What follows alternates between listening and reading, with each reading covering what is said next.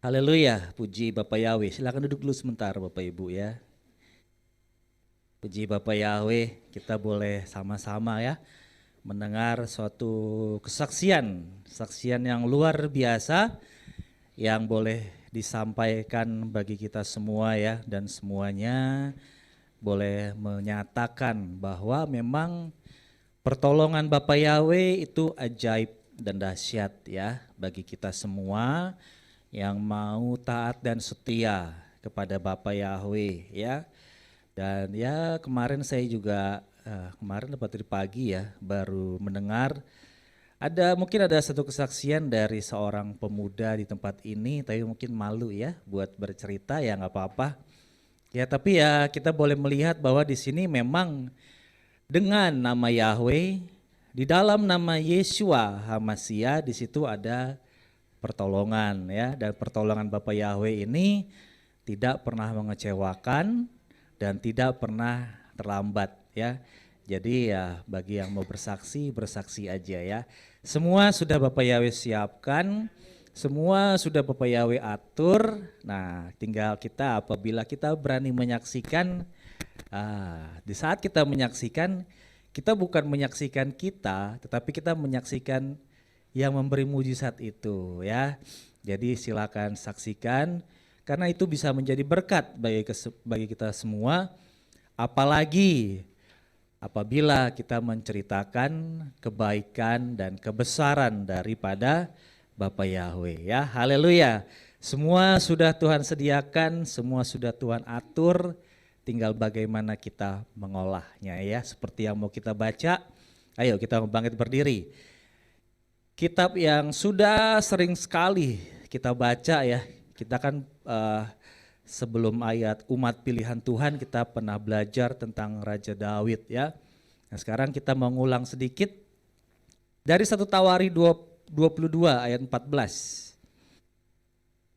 Ya seperti kesaksian tadi, semua sudah Tuhan sediakan, semua sudah Tuhan atur ya, tinggal bagaimana kita mengolahnya, bagaimana kita menjalaninya ya. 1 Tawari 22 ayat 14. Ya, seperti yang tertulis di depan kita baca sama-sama 3, 2, 1. Dan lihatlah dalam kesusahanku untuk bait Yahweh aku telah menyediakan 100.000 talenta emas dan 1.000.000 talenta perak dan tembaga dan besi yang tidak tertimbang beratnya karena berlimpah-limpah. Dan aku telah menyediakan kayu-kayu dan batu-batu dan engkau harus menambahkan atasnya. Haleluya, puji Bapak Yahweh ya. Semua sudah Tuhan siapkan, sudah Tuhan atur seperti si kerinduan daripada Raja Daud ini ya. Raja Daud dia rindu ya, karena dia sadar bahwa dia ini bukan siapa-siapa ya. Raja Daud ini sadar dia awalnya ya siapakah dia ya, orang yang ditemukan pada saat itu dia orang yang masih muda, orang yang katanya mukanya masih kemerah-merahan ya, tidak ada yang mungkin dia tidak dianggap ya, tidak dianggap menjadi dalam perhitungan ya, di dalam perhitungan karena dia belum masuk dalam usia untuk berperang ya, usianya masih di bawah 20 tahun ya. Pada saat itu si Raja Daud ini akhirnya dia diberikan kepercayaan oleh Bapak Yahweh untuk menjadi seorang pemimpin yang besar dari suatu negeri yang besar bernama Israel. Dan setelah dia berjalan menjadi seorang raja, tantangan demi tantangan banyak dia hadapi. Ya, peperangan banyak dia hadapi. Seperti tadi kan kesaksian juga tantangan dihadapkan kepada kita semua. bisa melalui keluarga, bisa melalui ya lingkungan sekitar. Si Raja Daud dia bisa menghadapi itu semua. Namun puji Bapa Yahweh karena dia juga sadar aku ini bukan siapa-siapa tanpa Bapa Yahweh. Ya, karena dia sadar akhirnya apa? Oke Tuhan, Engkau sudah begitu baik bagiku. Ya, ada panji-panji bait Yahweh ya yang sudah dibawa, masa dia karena pertolongan Bapa Yahweh aku rindu untuk membuat suatu tempat bagi Bapa Yahweh ya. Akhirnya apa? Dia rindu untuk mendirikan bait suci. Tetapi kerinduannya ini ternyata bukannya tidak berkenan, tetapi ditunda sedikit sama Bapa Yahweh ya.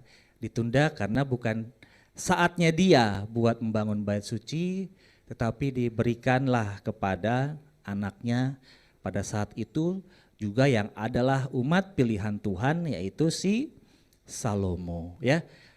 Semua karena dia rindu ya, dia sudah sudah pengen, Tuhan Kau sudah boleh memberkati aku.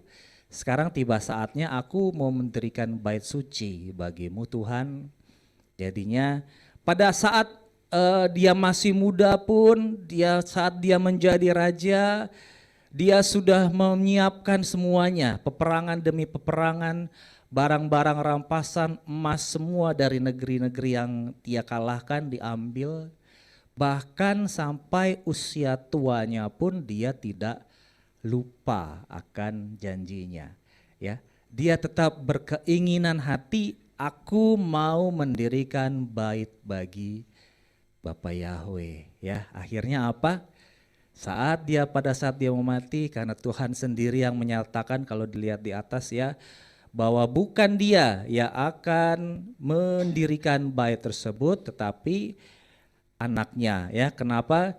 Dalam ayat yang ke-8 1 Tawari 22 tadi, karena engkau telah banyak menumpahkan darah dan telah banyak melakukan peperangan besar.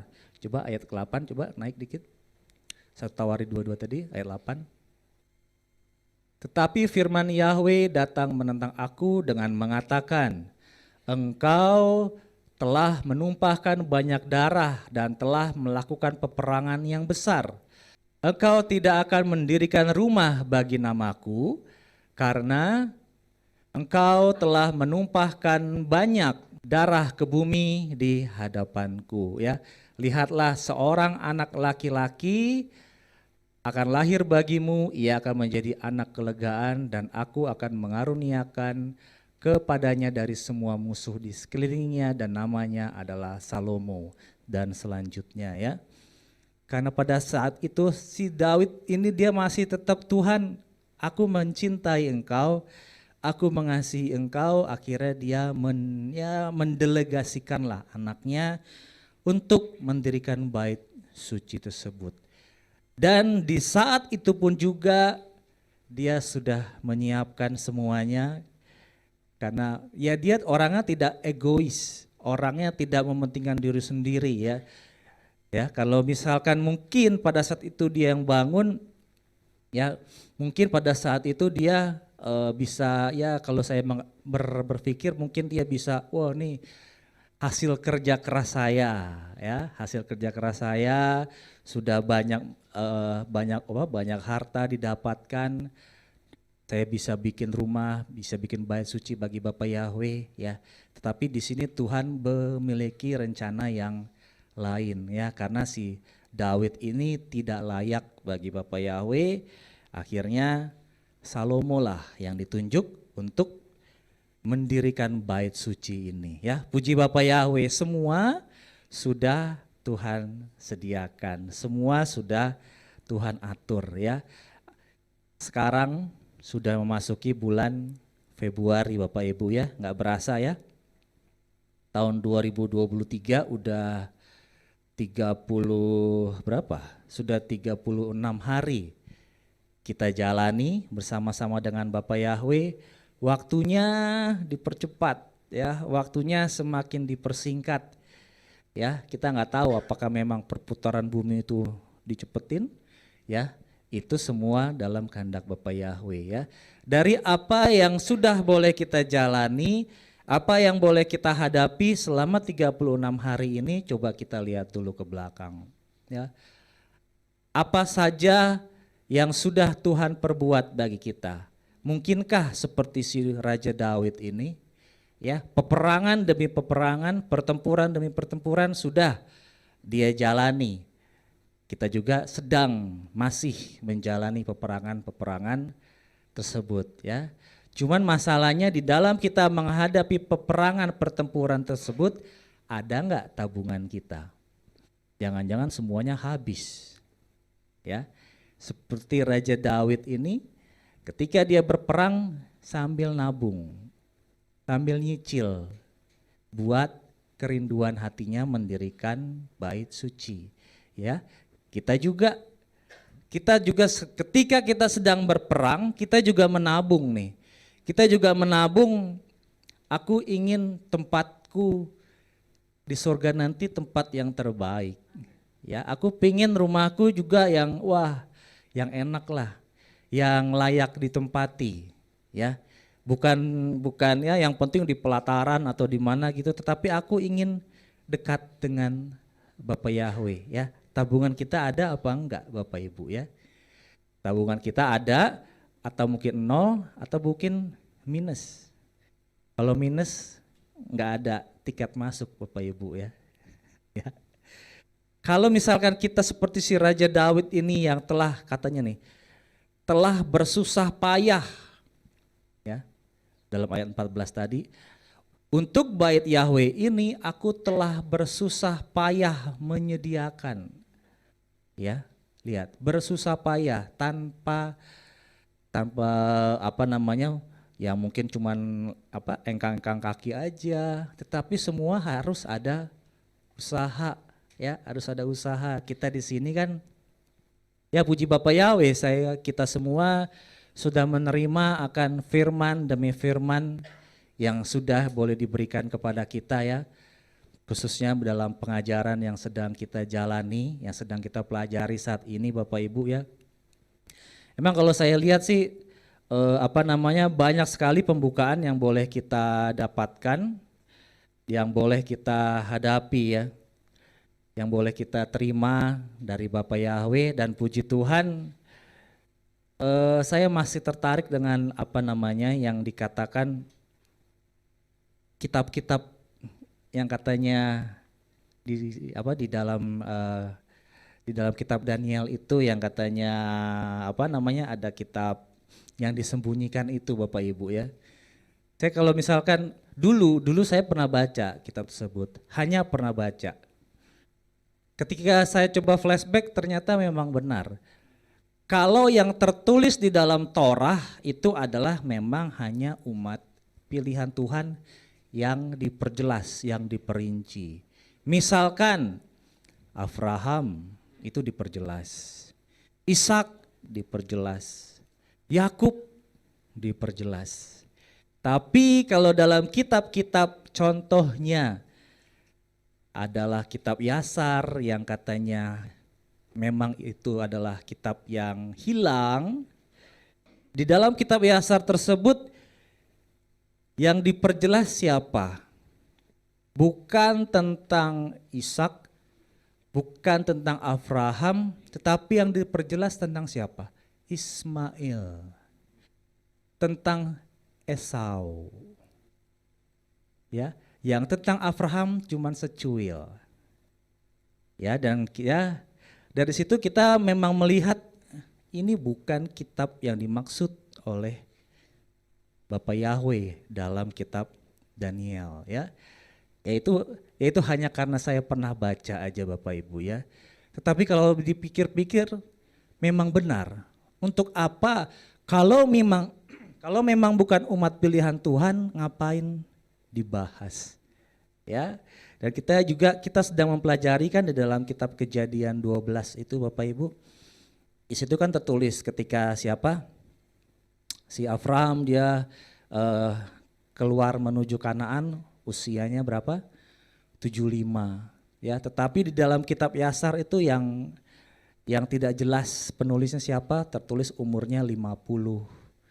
Umurnya 50 di dalam kitab berapa ini?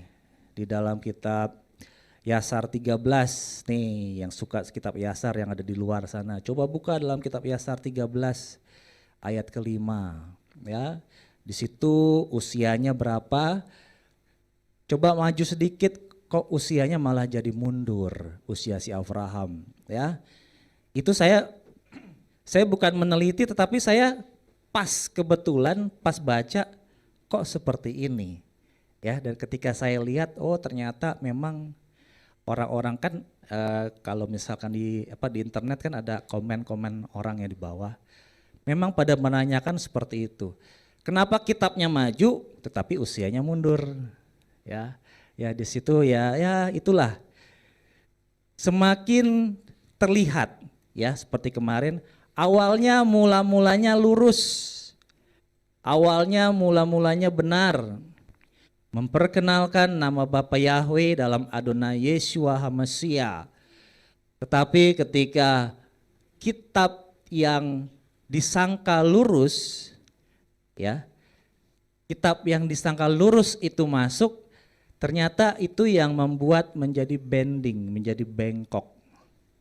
Bengkoknya nggak sadar, ya. Dan setelah itu akhirnya set banyak yang bertentangan, seperti salah satunya yang kemarin. Kok untuk apa? Tahu ada setan dikasih air di pojok-pojok ruangan, ya. Itu tidak diajarkan oleh Bapak Yahweh. Yang Bapak Yahweh ajarkan apa Bapak Ibu? Usir. Ya. Saya nggak tahu, mungkin dalam kitab Yasar katanya itu diajarkan, mungkin. Tetapi yang Yeshua ajarkan, kalau ada setan usir. Setan itu siapa? Musuh apa teman? Musuh. Kalau ada musuh harus diapain? Diusir. Jangan cuman pengen tahu. Ya, kan katanya kalau pengen tahu ada setan, ya. Kalau pengen tahu ada setan, kasih air, ya. Tetapi yang Yeshua ajarkan, kalau ada musuh, ada setan, usir. Jangan cuman pengen tahu, ya. Itulah yang katanya pohon pengetahuan baik dan jahat, ya. Bukan pengetahuan yang benar, tetapi baik. Tahu kan bedanya benar sama baik? Baik belum tentu benar. Ya, kalau benar sudah pasti baik, tetapi dalam kebenaran itu orang-orang biasanya tidak suka. Ya, orang lebih senang yang baik. Ya, katanya mencuri atau berbohong untuk kebaikan. Ya, nggak ada mencuri atau berbohong untuk kebenaran, ya. Orang pengennya hal-hal yang baik. Di luar sana diajarkan kebaikan, tetapi Yeshua ajarkan kebenaran, ya. Ya, itu pohon pohon pengetahuan baik dan jahat, ya. Menurut kita ilmu itu, ya itu kan pengen tahu ada setan tuh ilmu. Ilmunya dari mana? Ilmunya dari setan. Kalau ilmu dari Bapak Yahweh, usir. Ya, masa sih ada orang yang mau ganggu di rumah? Kita cuma pengen tahu aja, enggak lah. Palingan minimal kita apa? Panggil satpam, minimal. Kalau kita nggak berani usir, kita panggil satpam. Artinya apa? Panggil Tuhan kirimkan malaikatmu. Ya, bukan cuma pengen tahu. Ya itulah, karena awalnya lurus, tetapi karena apa? Bapak Ibu ingat khotbah kaca spion, lurus, ada duren, set bengkok. Kenapa? Karena pandangannya ngelihat ke kiri kanan, ngelihat pengetahuan yang ada di dunia ini, ya. Puji Bapa Yahweh ya, kita semua di tempat ini diajarkan kalau ada setan usir ya. Dan saya juga apa namanya ya? Saya juga dalam khotbah ini hanya akan banyak cerita ya. Cerita kenapa? Karena saya menemukan banyak hal yang ganjil di dalam di dalam penyembah Bapa Yahweh yang beredar khususnya di media-media sosial. Ya, saya juga aneh ya karena apa? Tidak memeditasikan firman dengan benar. Akhirnya apa? Hanya ikut manusia. Akhirnya hanya ikut, oh nih kata Pak Pendeta ini, saya harus begini, saya harus begitu. Ya, kata apa?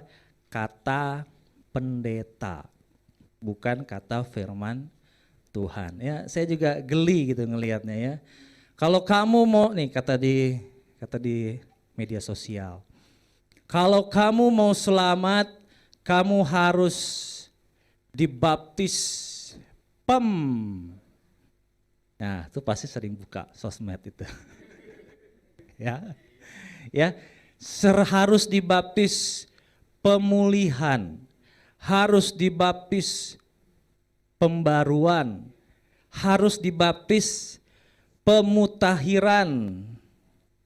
Kalau sudah dibaptis harus satu paket dalam nama Bapa Yahweh, dalam Yeshua HaMashiach, dalam Ruach HaKodes.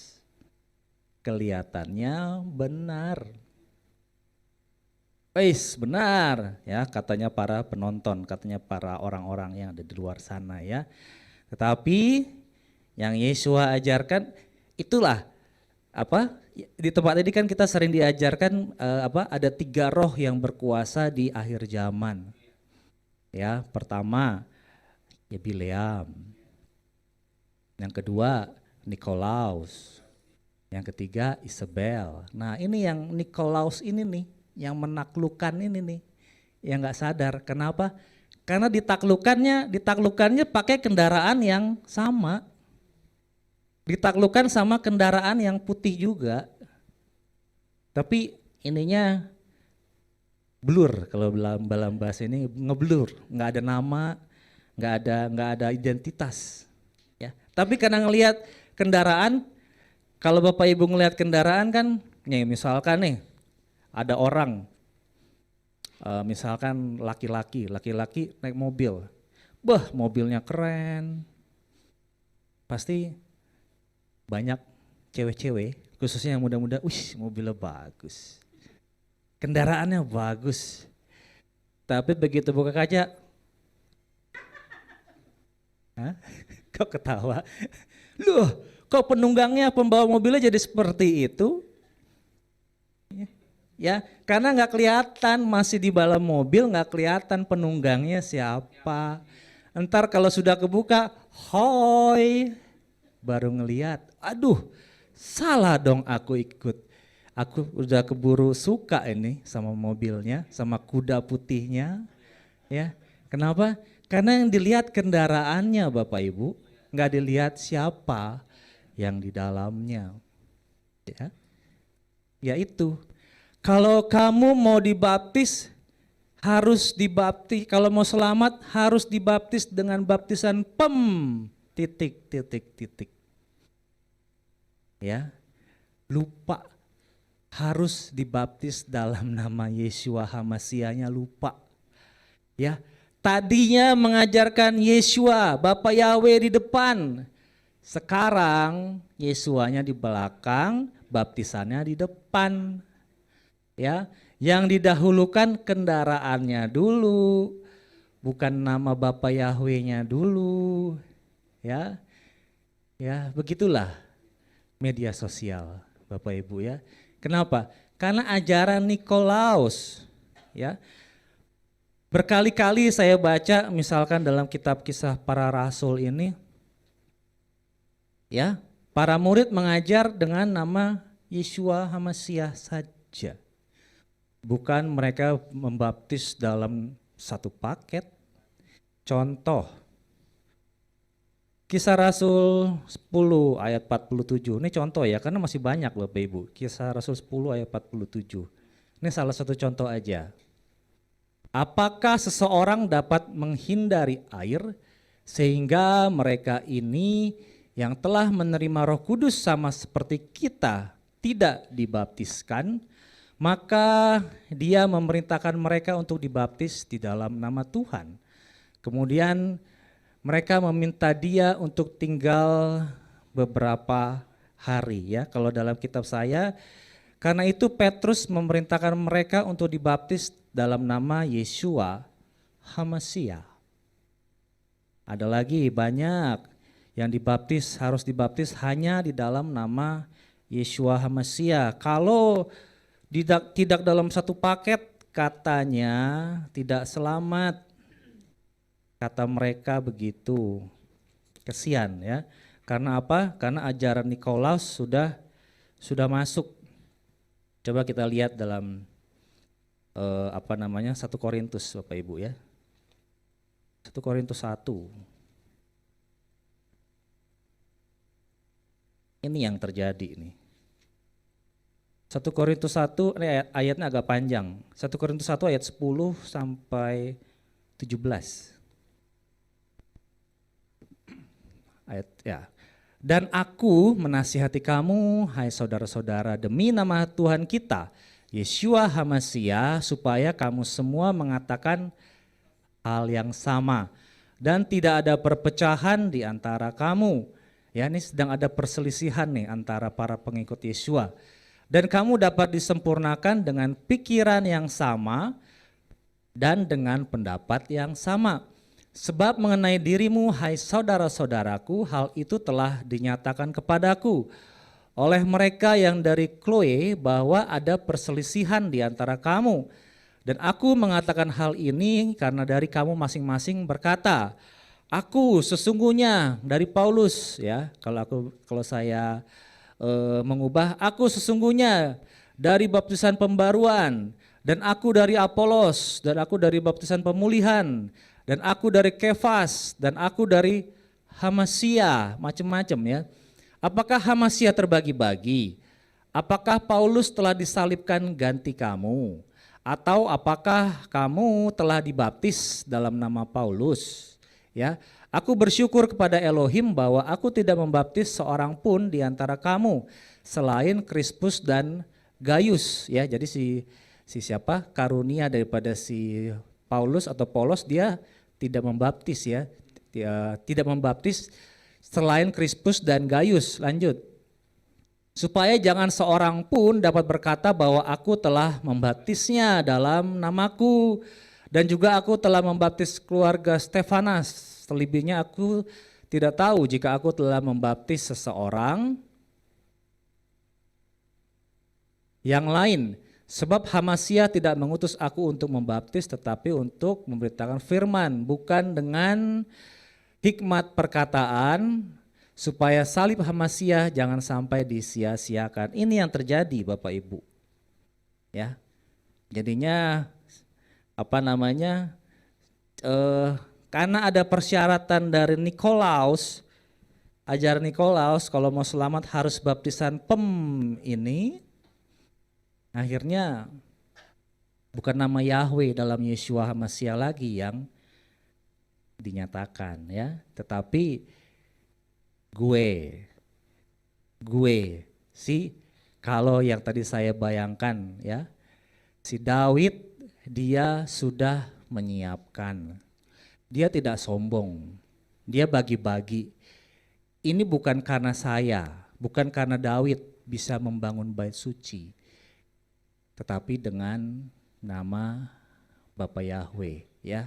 Itu yang terjadi Bapak Ibu sekarang ya. Oleh karena itu di tempat ini ya, kita semua mengucap syukur ya, mengucap syukur sudah dibukakan dengan nama yang benar ya. Jadi pembaptisan itu enggak ada macam-macam Bapak Ibu.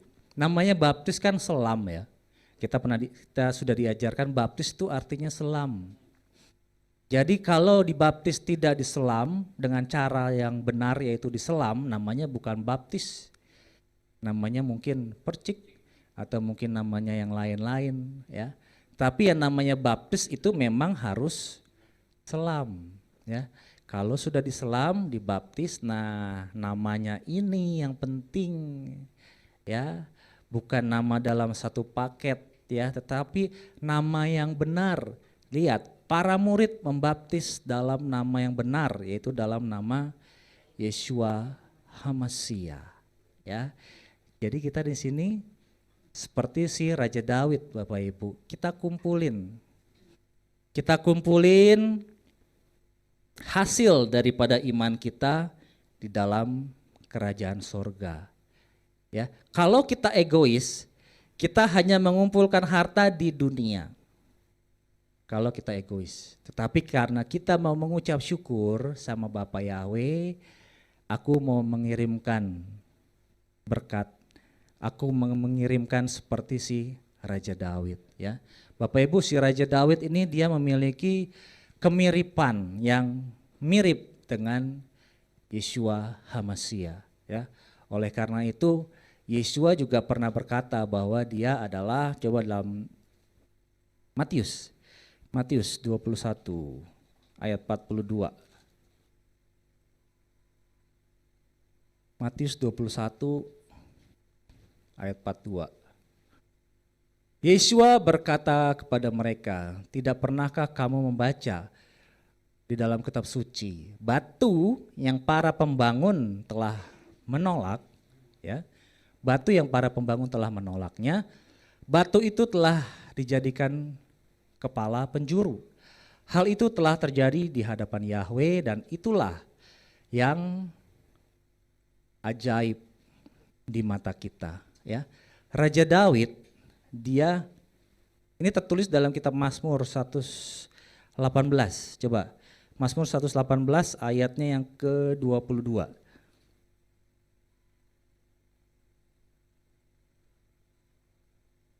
Mazmur 118 ayat ke-22, 23. Batu yang telah juru bangunan tolak, nah ini kata si Daud nih, sudah menjadi kepala penjuru. Ini perkara yang dari Yahweh, hal ini menakjubkan di mata kita. Ya, sama.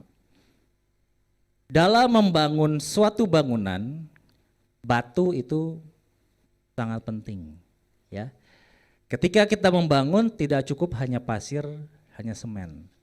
Tapi harus alasnya batu. Kenapa? Karena batu itu keras, kuat. Tapi ini batunya ditolak sama para tukang bangunan. Berarti apa? Para tukang bangunan ini menganggap bahwa batunya enggak penting.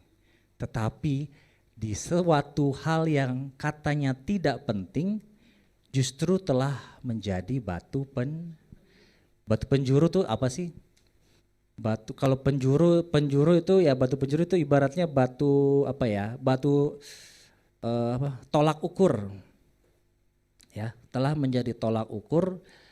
Kalau misalkan dalam mau bikin bangunan ini kan kita harus siku nih, harus siku. Nah ini batu penjurunya harus pas nih. Kalau batu penjurunya benar, bangunannya lurus.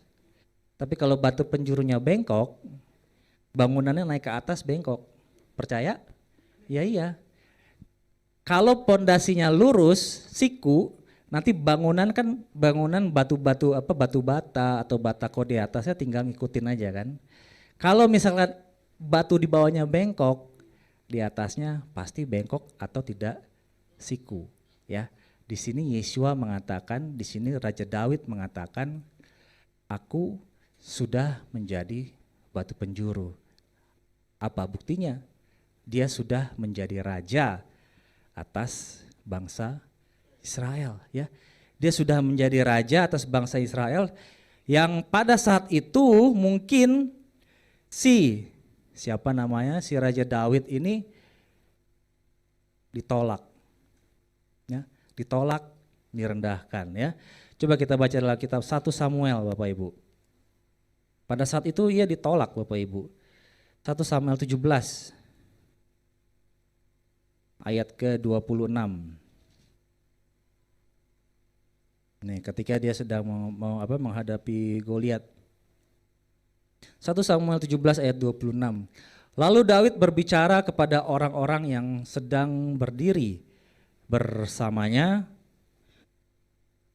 apakah yang akan dilakukan kepada orang yang mengalahkan orang Filistin itu dan menyingkirkan aib dari Israel? Sebab siapakah orang Filistin yang tidak bersunat itu sehingga dia boleh mempermalukan pasukan Elohim yang hidup? Ya. Ini kondisinya sedang dalam kondisi pertempuran Bapak Ibu ya, bukan dalam kondisi yang damai. Dan orang-orang berkata kepadanya menurut perkataan itu dengan berkata, demikianlah akan diperbuat bagi orang yang mengalahkan dia. Dan Eliab kakaknya yang tertua mendengar ketika dia berbicara kepada orang-orang itu, lalu kemarahan Eliab menyala-nyala terhadap Daud. Ya marah dia kakaknya kan.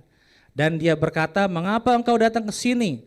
Dan kepada siapa engkau telah meninggalkan beberapa domba itu di padang gurun ya. Anak kecil udah ngurus domba aja gitu dengan kata lain ya. Aku tahu keangkuhanmu dan kejahatan hatimu karena engkau telah datang ke sini untuk melihat perangan ini. Wah, direndahin, dijelekin, difitnah. Lanjut.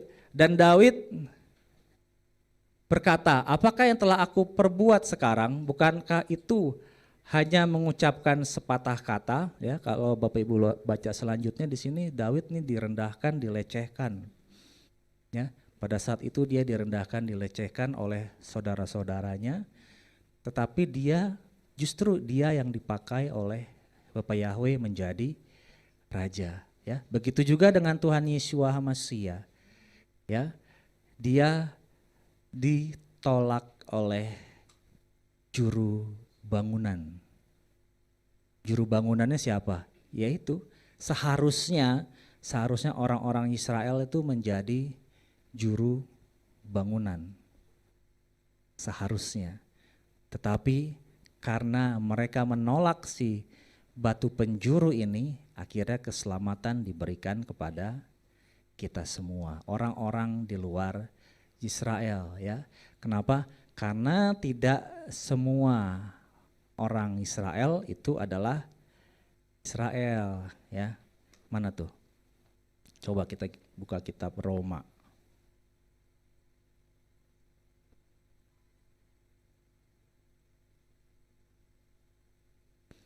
Roma 9 ayat 6 dan 7. Nah, ini juga yang sedang kita pelajari Bapak Ibu ya, Roma 9 ayat 6 dan 7. Namun demikian bukan berarti bahwa firman Elohim telah gagal. Sebab tidak semua yang berasal dari Israel itu Israel. Karena tidak semua anak adalah keturunan Abraham. Tetapi melalui Ishak akan disebut keturunan bagimu ya. Nah, celakanya orang-orang yang katanya orang-orang penyembah Bapak Yahweh, tolak ukurnya dari Israel. Ya enggak salah. Tapi di sini firman Tuhan jelas mengatakan tidak semua Israel itu adalah orang Israel. Yang disebut keturunan adalah yang dari keturunan Ishak. Kita kan sudah belajar Bapak Ibu kan. Kepalanya siapa? Abraham. Abraham lalu Abraham ada dua nih. Abraham dengan siapa? Dengan Sarah. Keluarlah Ishak. Lalu Abraham dengan Hagar, keluarlah Ismail. Berarti kan beda ya. Satu Ishak di sini, satu Ismail di sini. Nah, tapi orang-orang kan yang penting Israel. Padahal sudah beda. Di sini yang namanya keturunan kan katanya dari keturunan Ishak kan. Yang di sini walaupun kepalanya ke Abraham, tapi yang disebut keturunan yang dari Ishak ini. Nah, yang dari si Ismail ini, padahal Ismail itu sudah jauh dibuang. Dibuang kalau nah itulah yang kalau katanya orang Israel aja sesembahan di Israel aja juga pakai A juga kok. Nah, itu dia ikut yang sebelah sini, bukannya ikut yang sebelah sini. Ya, ngerti kan? Yang sebelah sini ya itu yang dari Ishak, Yakub. Nah, celakanya dalam kitab Yasar yang diambil dari sebelah sini. Ya, Ismail tuh jelas banget. Ya. Tangan saya udah beda ya Bapak Ibu ya, kanan kiri ya. Udah beda. Walaupun bapaknya satu, tetapi firman Tuhan katakan kok yang disebut benih itu dari keturunan yang sebelah sini, dari keturunan Ishak ya. Jadi kalau kita mengikuti firman Tuhan khususnya yang ada di media sosial nih Bapak Ibu, hati-hati. Ini dari Israel, ini dari tanah suci, ya lihat dulu bener nggak, ya jangan langsung, wow seperti tadi mobil putih nggak tahu ya penunggangnya maju, ya jadi dilihat dulu nih bener nggak nih mobilnya sama pengemudinya bener-bener tampan, bener-bener cantik apa enggak. Jangan tertipu dengan mobilnya, dengan kudanya. Nah, celakanya ya itu. Ini dari Israel, keren. Pakai semua peralatan dari Israel. Roh Kudusnya lupa. Ya, pokoknya banyaklah beraneka ragam di dalam dunia para penyembah Bapak Yahweh, ya. Nah, sekarang tugas kita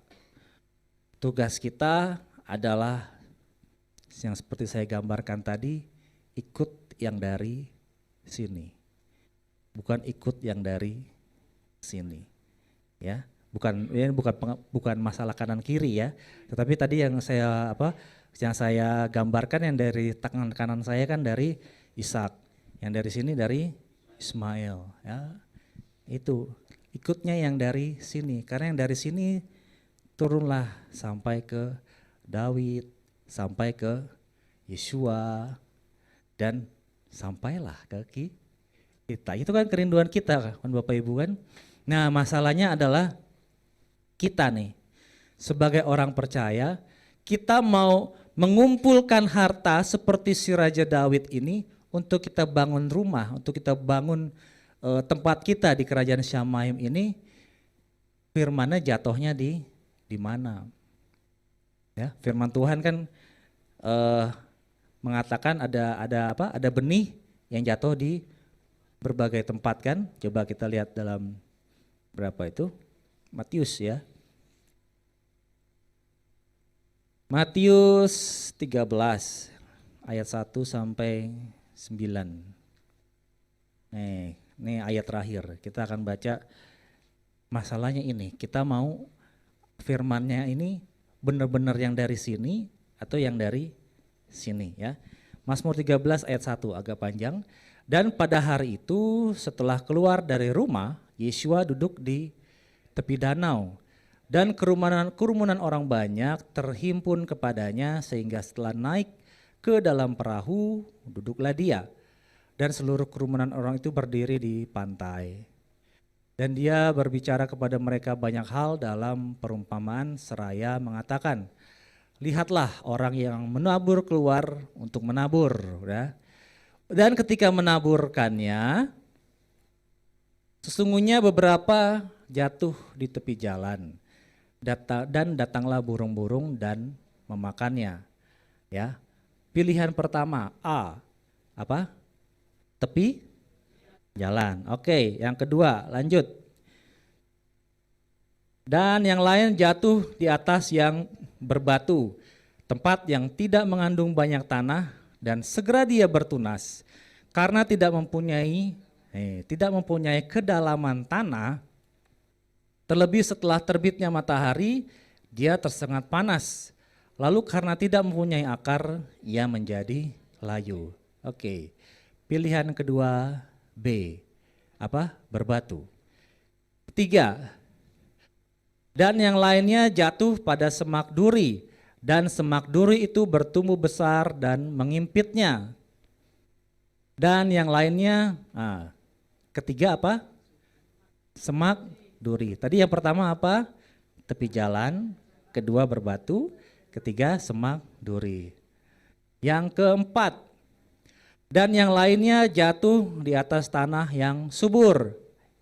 Yang keempat apa? Ya, atau yang di tanah yang subur dan menghasilkan buah.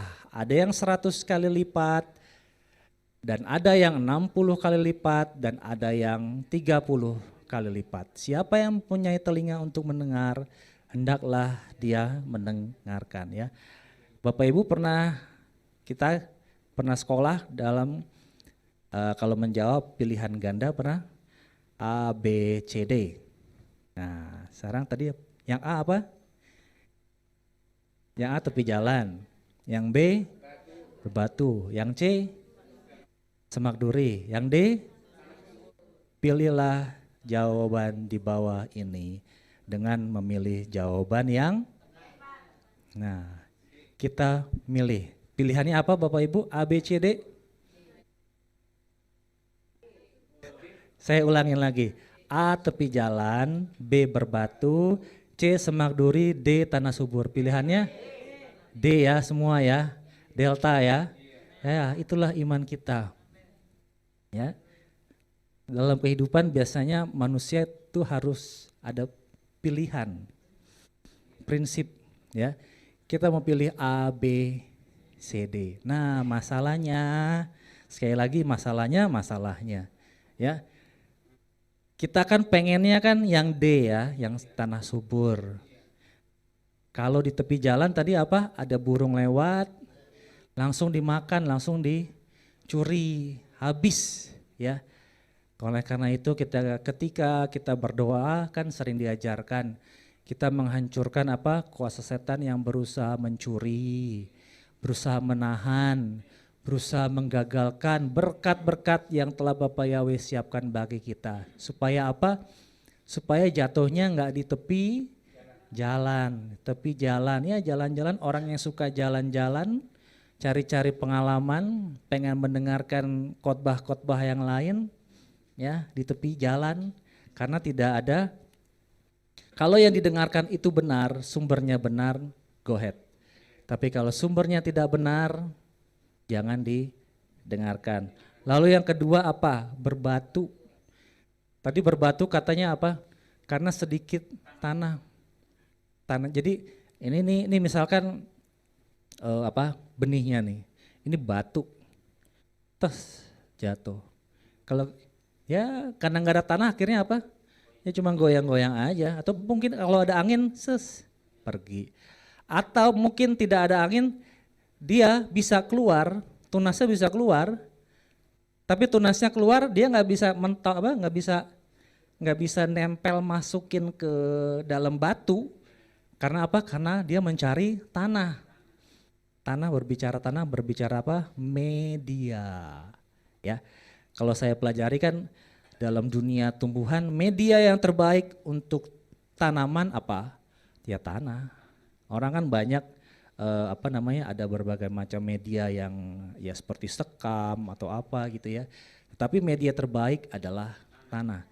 Nggak ada tanah, nggak ada media, nggak ada tempat, nggak ada wadah untuk pertumbuhan, ya imannya jalong-jalong aja, jalan-jalan, nggak ada kepastian.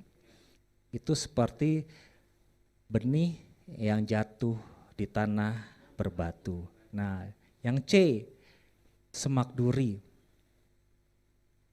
Ada benih, ini semak duri. Ini ada benih, layak nggak? Nggak layak. Ya, harusnya apa? Tanpa kita tahu kondisi tanahnya dulu ya. Harusnya apa? Semak durinya dihilangkan dulu ya, dicabut dulu. Supaya apa? Supaya nih si benih mau datang nih. Si benih mau datang, oleh karena itu buanglah segala kejahatan. Firman Tuhan kan bilang begitu kan, buanglah segala kejahatan, kesombongan, apa pokoknya semua yang menimbulkan semak duri itu dibuang dulu. Jangan benihnya langsung ditaruh di tanah di tempat yang bersemak duri ya. Oleh karena itu kan ketika kita Kalau misalkan Bapak Gembala atau juga Ibu Gembala sedang pelayanan itu kan pasti kan ditanya atau Tuhan memberikan apa firman, memberikan penglihatan bisa ya orang ini ada masalah atau enggak, supaya apa? Semak durinya dibuang dulu, dibersihkan dulu, dikikis habis dulu. Ntar kalau semak durinya sudah pergi, baru benihnya datang, baru Yesua datang. Cuman masalahnya orang kan senangnya enggak, saya enggak ada semak duri. Wah, enggak ada enggaknya tapi sambil nyolot apa sambil wah, sambil menyalak sambil apa sambil ya itulah melawan. Enggak ada kok, enggak ada. Ya, itu semak durinya enggak kerasa.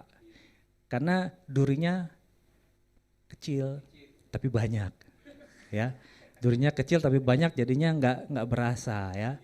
Enggak berasa ya, itulah Tuhan mau semak durinya dibabat habis dulu, dibuang dulu. Nah, yang Bapa Yahweh kehendaki, yang kita imani, yaitu yang pilihan yang D, atau pilihan keempat, yaitu jatuh di tanah yang subur. Supaya apa? Kalau jatuh di tanah yang subur, ya, kalau di Indonesia kan apa namanya, orang tuh sering bilang ditaruh pokoknya ditaruh apa aja pasti tumbuh. Kenapa? Karena tanahnya subur. Ya, jadi kalau tanahnya subur tidak perlu banyak perawatan Bapak Ibu. Ya, tidak perlu banyak perawatan, tinggal kasih air aja. Tinggal kasih air, nggak usah pakai doping obat-obat yang lain. Biar dia bertumbuh alami. Ya. Kasih air karena tanahnya udah subur. Supaya apa? Supaya ada firman yang keluar, supaya ada buah yang keluar ya, supaya apa? Supaya pengajaran-pengajaran yang aneh-aneh, yang asing-asing tadi disingkirkan. Ya, saya sekarang sudah nggak pernah lagi mendengarkan khotbah-khotbah yang satu kali saja saya dengar khotbah ini melenceng. Udahlah cukup. Kenapa? Karena saya nggak mau seperti siapa kemarin, Adam maupun Avram, ya, yang tergoda dengan rayuan dari siapa? Si Hawa maupun si Sarai.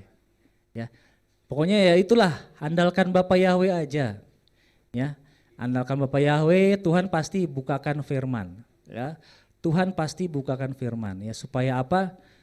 Ya bolehlah dengar-dengar, cuman kalau misalkan satu sekali aja salah, apalagi salahnya itu fatal dan kesalahannya itu seperti diulang-ulang. Nah, ini juga ada satu kesaksian Bapak Ibu yang sungguh aneh. Ya, jadi mengajarkan sesuatu di tahun 2020 yang tidak benar. Dan sekarang tidak terjadi di tahun 2022, di 2023. Nah, sekarang statusnya diulang-ulang terus ya, bahwa kejadian ini di tahun 19, di tahun 20 telah terjadi apa? Kejadian hal-hal seperti ini. Supaya apa? Kesannya benar. Ya, padahal tidak benar. Kan kita ada hal yang sangat asik juga Bapak Ibu ya. Dulu kan waktu tahun 22 ya, 2022 ada berita tentang apa? Nanti Yesua bakal datang tanggal 6 bulan 6 tahun 2022. Alasannya apa? Tanggal 6 bulan 6 222 666 Yesua mau datang. Ya, ternyata enggak terjadi. Ya. Dan sekarang juga tahun 2023. Alasannya apa? Karena tahun 2019 itulah awal, ditambah 3,5 tahun. 19, 2020, 2021, 2022 tambah setengah tahun. Sebentar lagi kan katanya 3,5 tahun. Ntar lagi nih tahun 2023 kita sedang menjalani, Yesua akan datang. Ya, kita berdoa aja ya, cepetan mana antara yang katanya diramalkan dengan umur kita.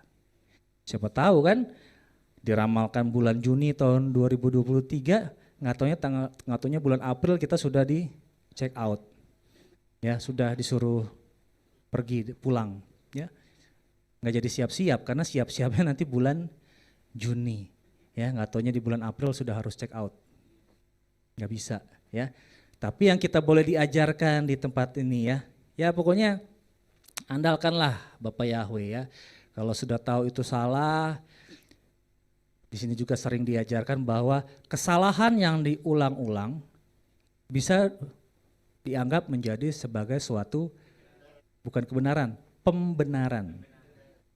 Ya, kesalahan yang diulang-ulang bisa dianggap menjadi sebagai suatu pembenaran. Kenapa?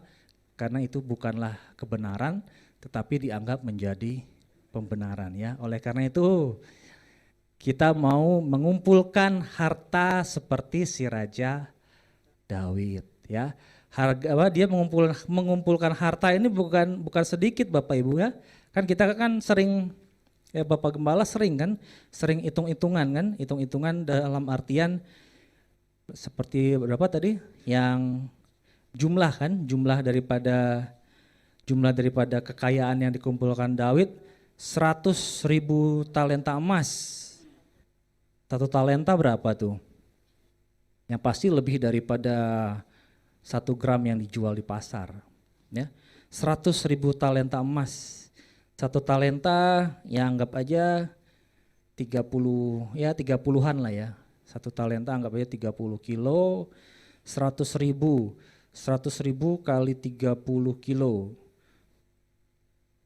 Berapa? 30 kali 100, 3.000 ribu, 3 juta kilo. 3 juta kilo itu berapa gram? 3 miliar gram. 3 miliar gram sebanyak apa itu emas? Lalu apa? 1 juta talenta perak. 1 juta kali 30 juta kilo perak. Yang di luar yang jual cuman berapa? Gram-graman. Ini si Raja Daud mengumpulkan, dahsyat sekali. Dia tidak hanya menyiapkan barangnya, tapi dia juga menyiapkan uangnya. Ya, uangnya, emas ini bisa dipakai untuk uangnya, tetapi barang-barangnya bisa juga apa? Kayu-kayu, batu-batu, bahkan para pekerjanya pun sudah disiapin. Nah, tinggal bagaimana kita persiapannya gimana Bapak Ibu? Kita persiapannya dalam menyambut Yeshua HaMashiach. Ya, apakah kita sudah mulai nyicil nih? Mulai nyicil, Tuhan, aku mau kembali dalam kondisi tempatku yang lega. Dalam kondisi tempatku yang luar biasa di dalam kerajaan-Mu, di dalam kerajaan sorga.